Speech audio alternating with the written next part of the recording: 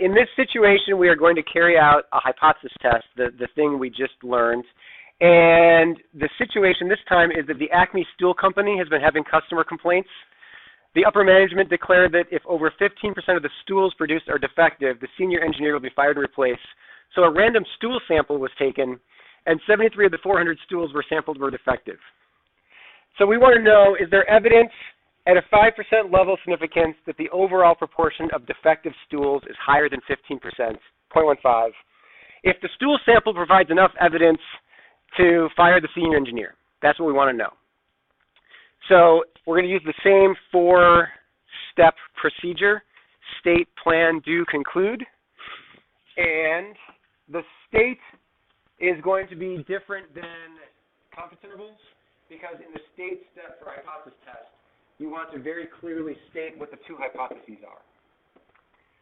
So if you look through the context here, we have a claim that the proportion is 15%, and the alternate would be that it's higher than 15%, and we should fire our senior engineer. So the senior engineer is hoping that we don't reject the null hypothesis. So we're going to ask the question, is there enough evidence that the proportion is higher than 15% that we can reject the claim that the overall population proportion is 15%?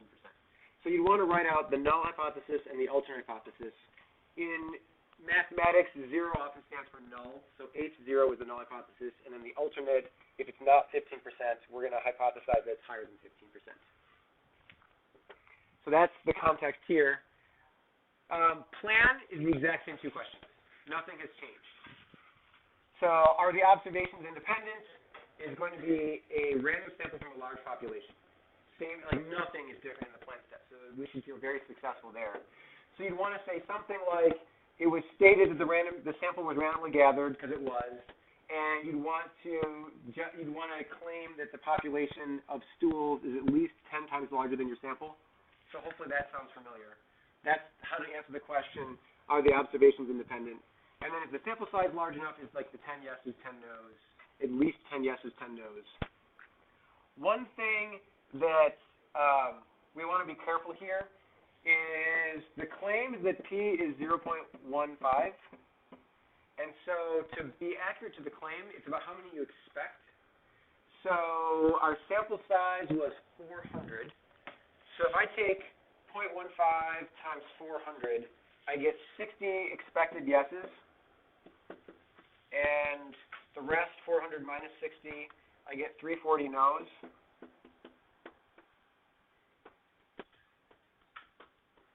So you want to talk about how many yeses and no's you expect using the claim itself, the 0.15.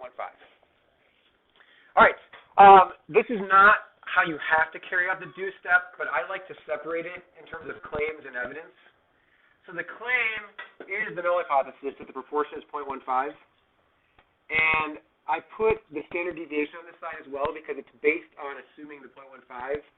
So if the proportion really is 0.15, we can calculate the standard deviation of the sample proportion using the same formula we're very familiar with, which we did in the court case we just worked out. This standardized test statistic you saw in the court case as well, and it's just taking the sample that we saw and comparing it to the claim and asking how many standard deviations is the difference. So it's a standardized thing. You interpret it as standard deviations from the mean. So 1.82 standard deviations above expected, this sample is. And then the p-value is how big the tail is. I like to draw pictures for it. So if I was to do the bell curve, because it's standardized, I know it's centered at 0. So this is what we had just talked about.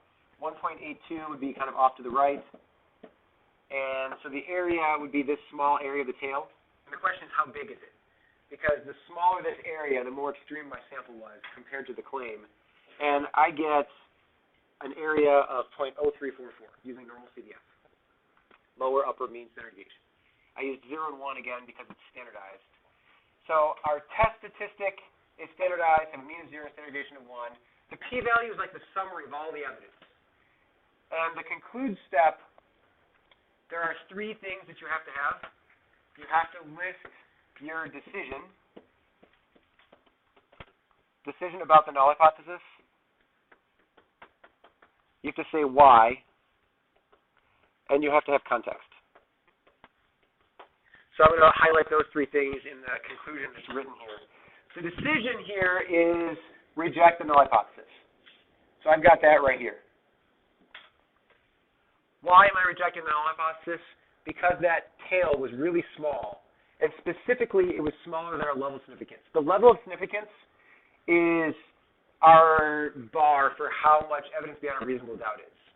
If our statistic is so extreme that we get less than 5% in our tail, that's our bar for evidence beyond a reasonable doubt. So the why part is because our p-value is less than our level of significance. That's why. I'm going to reject the null hypothesis because the p-value is less than the level of significance.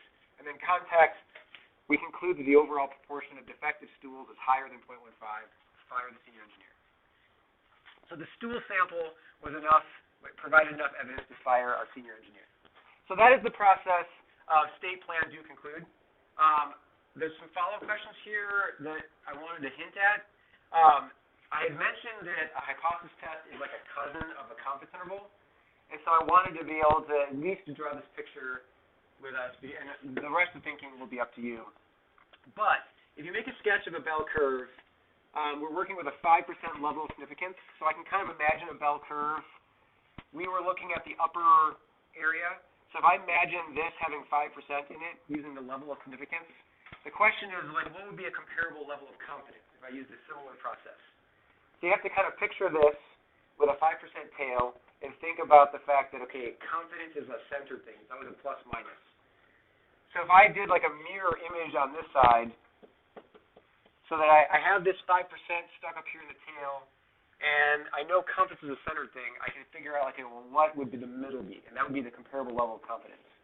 And you can see that this would be 90%.